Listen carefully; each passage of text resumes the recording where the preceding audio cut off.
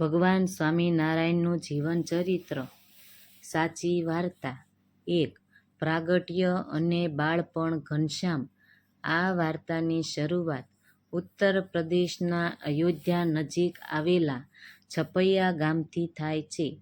વિક્રમ સંવત 1837 ચૈત્ર સુદ નોમી રામનવમીના દિવસે ધર્મદેવ અને ભક્તિમાતાના ઘરે એક દિવ્ય બાળકનો જન્મ થયો. માતા પિતાએ તેમનું નામ ઘનશ્યામ રાખ્યું. બાળપણથી જ ઘનશ્યામમાં અદ્ભુત અને ચમત્કારી લક્ષણો દેખાતા હતા. તેઓ મિત્રો સાથે સરયૂ નદીમાં નાહવા જતા, ગાયો ચરાવતા અને નાની ઉંમરે જ શાસ્ત્રોનું ઊંડું જ્ઞાન મેળવી લીધું હતું. એકવાર તેમના પિતાએ તેમની પરીક્ષા કરવા માટે સામે સોનું, તલવાર અને શાસ્ત્ર રાખ્યું. ત્યારે બાળ ઘનશ્યામે શાસ્ત્ર તરફ હાથ લંબાવ્યો, જે દર્શાવતું હતું કે તેઓ જગતમાં જ્ઞાનનો ફેલાવો કરવા આવ્યા છે. 2. ગૃહહત્યા અને નીલકંઠ વર્ણિની યાત્રા. માત્ર 11 વર્ષની નાની ઉંમરે માતા પિતાના ધામમાં ગયા પછી ઘનશ્યામે અડધી જ રાત્રિએ ઘરનો ત્યાગ કર્યો.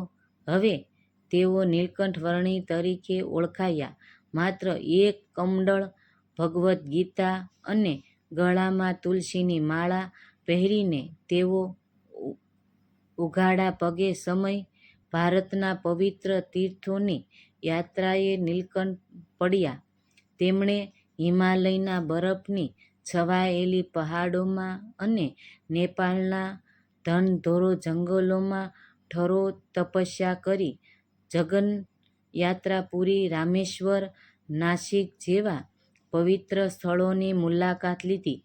આ 7 વર્ષની લાંબી અને ઠંડીની યાત્રા, જેને વન વિચરણ કહેવાય છે, દરમિયાન તેઓ જે પણ આશ્રમમાં જતા ત્યારે સાધુ સંતો 5 પ્રશ્નો પૂછતા: જીવ, ઈશ્વર, માયા, બ્રહ્મ અને પરબ્રહ્મ સ્વરૂપ શું છે? કોઈ તેમની જિજ્ઞાસા સંતોષ શકતું નથી. 3. ગુજરાતમાં આગમન અને રામાનંદ સ્વામી સાથે મિલન.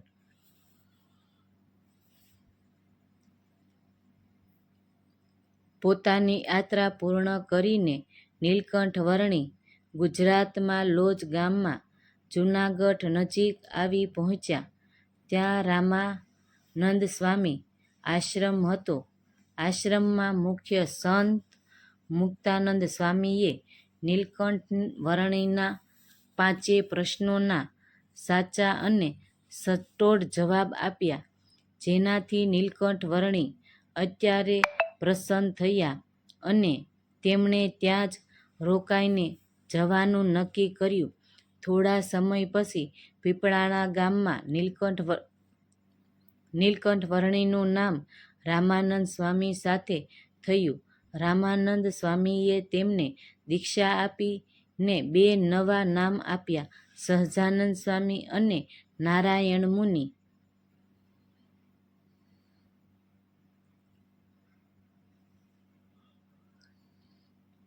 3. ગાદી સંભાળવી અને સ્વામિનારાયણ મંત્ર.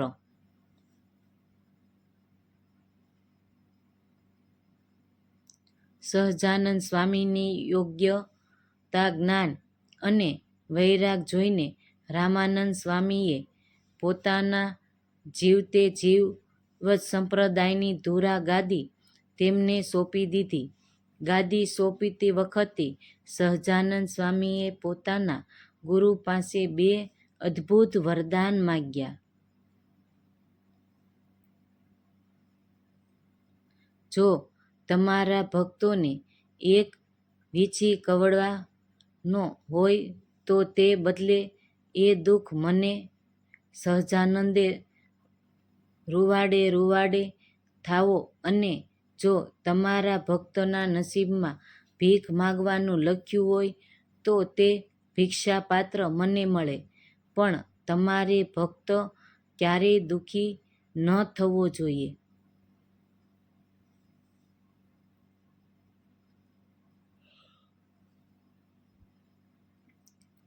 ગુરુ રામાનંદ સ્વામીની અંતર ધ્યાન થયા પછી સહજાનંદ સ્વામીએ ફાણી ગામમાં એક સભા કરી અને લોકોને પ્રથમ વખત મહામંત્ર આપ્યો, સ્વામિનારાયણ. લોકો આ મંત્રના ધૂન કીર્તન કરતા જ સમાધિ અવસ્થામાં સરી પડતા. જ્યારે તેમને દિવ્ય દર્શન થયા ત્યાંથી તેઓ ભગવાન સ્વામિનારાયણ તરીકે પૂંજાવા લાગ્યા.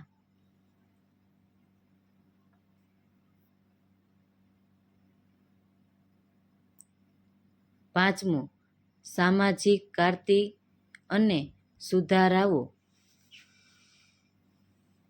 તે સમયે ગુજરાતમાં અંધશ્રદ્ધા, કુરિવાજો અને અરાજકતાનો માહોલ હતો. ભગવાન સ્વામિનારાયણે કોઈ શસ્ત્ર ઉપાડ્યા વગર માત્ર પ્રેમ અને જ્ઞાનથી સમાજને બદલ્યો. તેમણે દીકરીઓને દૂધ પીતી કરવાનો, જન્મતા જ મારી નાખવાનો કુરિવાજો બંધ કરાવ્યો.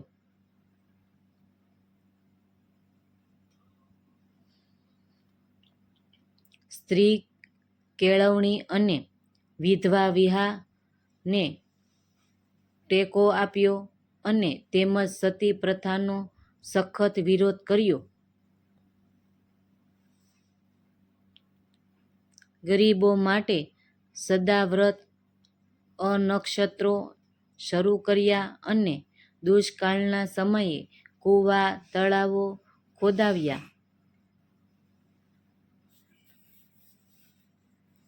તેમણે સમાજના બહારવટિયા અને હિંસક લોકોને જેમણે કે જોબનપગી સુધારીને પવિત્ર ભક્તો બનાવ્યા.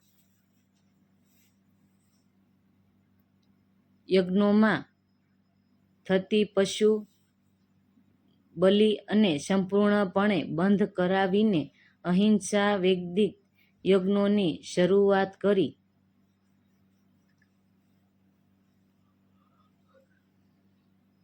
છઠ્ઠું, ધર્મગ્રંથો અને મંદિરોનું નિર્માણ. પોતાના ભક્તોના સદાચાર માટે તેમણે શિક્ષાપત્રી લખી. તેમાં જીવન જીવવાના 212 નિયમો આપ્યા, જે આપણે પણ એટલા જ પવિત્ર અને ઉપયોગી છે.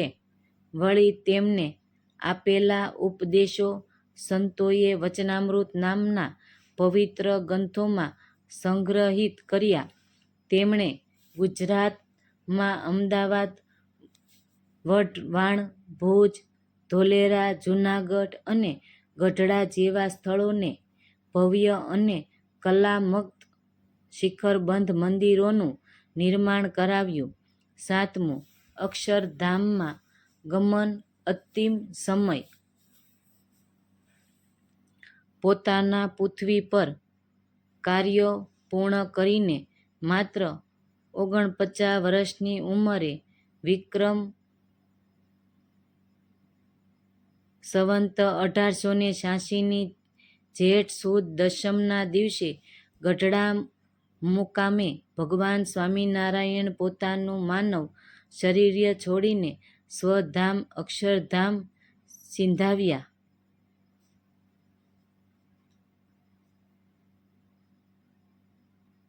આ વિડીયો ગમ્યો હોય તો લાઇક, શેર અને સબસ્ક્રાઈબ કરવાનું ભૂલતા નહીં. જો તમને કોઈ આવા લગતા વિડીયો ગમતા હોય તો કોમેન્ટ જરૂર કરજો, તો અમે એવા વિડીયો બનાવશું.